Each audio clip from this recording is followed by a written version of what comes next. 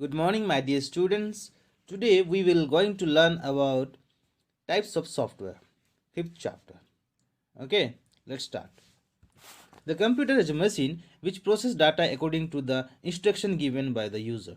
Okay, these instruction or programs are written in programming language. Programs can create software using this programming language. Without software, most computer would be useless. For example, without your internet browser software, you could not surf the internet, or without Microsoft PowerPoint, you could not make presentation. Without an operating system, you cannot operate the various input-output device or organize data into files or folders. This is how we can operate. So, let's see the use of software. Software is a collection of programs that enable the user to interact with the hardware and of the computer and given its instruction to perform tasks. Software controls the operation of the computer system. So, let's see development of programming language, how it developed. There has been huge process in programming language right from the very complex first generation machine language to artificial intelligence programming language. Computer language can be classified as machine language, assembly language, and then high level language. So first, let us discuss about the machine language. Initially, programs were written in machine language, which is called as low level language or triple L. Code written in machine language is made up of 0 and 1. For example, your binary code. Machine language was very difficult and tedious to write. Moreover, it is error prone. However, the program can be executed very fast by the computer because the instructions are directly understood by the CPU and no translation of the program is required. This is your machine language. Now, let's see about the assembly language. As the writing of program in machine language was very difficult, assembly language programming, which was easier to code, was developed. Assembly language was also a low level language but was one level above machine language. It used short mnemonic codes in place of 0 and 1 for instruction. One might though write add, pay, total instead of your 0 and 1 for an instruction that added to numbers. Now let's see about the high level language. High level language were introduced between 1956 to 1963. High level language were closer to English. They were easier to learn and created application program become easier and faster. Example of your HLL and your ALJOL, then COBOL, Frontend, ADA, C, C++, and Java. These are the some example of your high level language. Now let's see about the language translator. Language translator is software that translate a computer program written in one language to another. Assembler, interpreter, compiler are some example of your language translators. Computer can understand instruction written only in machine language. Computer cannot understand the program written in high level language or even assembly language used by programmer to code. Hence, we need language translator. So, assembler. Assembler convert assembly language program to machine language. Then your interpreter and your compiler, they convert your high level languages to machine language. For example, C++, which is a HLL, uses a compiler to convert the code to machine language. Python, which is also a HLL, uses an interpreter. Okay.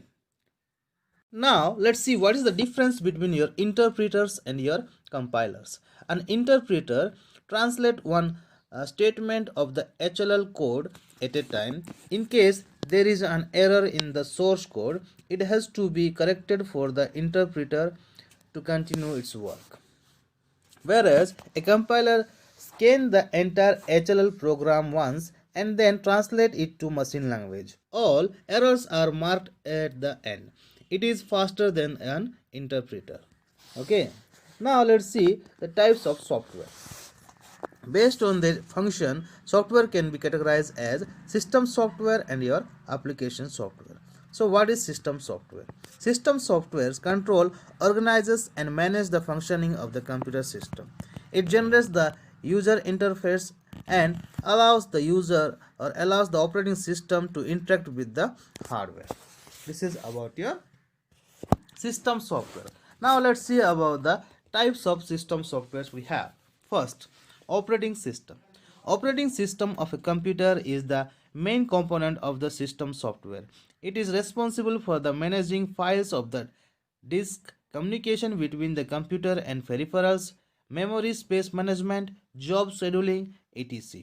It is a program or a collection of programs which is usually stored on hard disk.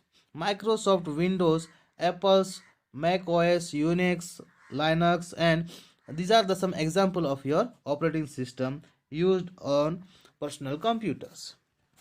Now let's see the device drivers. A device driver is a computer program that controls a particular types of device that is attached to your computer.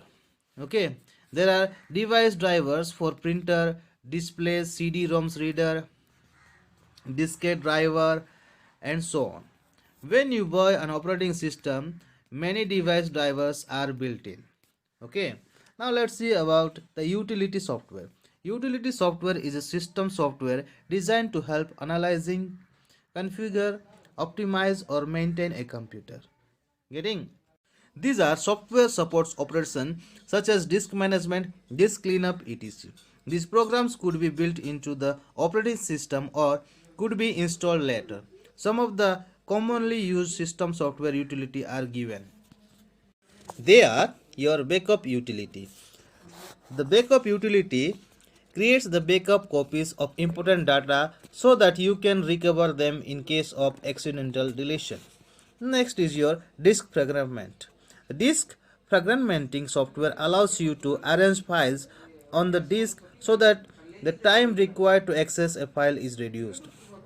Now, next is your disk cleanup. Disk cleanup to keep the performance of a computer up to the optimal level. It is necessary to delete all the temporary files in the computer. The disk cleanup utility improves the computer performance by deleting temporary internet files, temporary files, etc. Now, next is your antivirus. A computer virus is a program that modifies to the other computer programs in the system. This case the computer system to behave in an abnormal manner. An antivirus software scan your disk for viruses and remove them. Antivirus software protect computer system from your virus attack. Next your compression utility. Compression utility shrink files so that less disk space is occupied. Okay. Next is your language processor.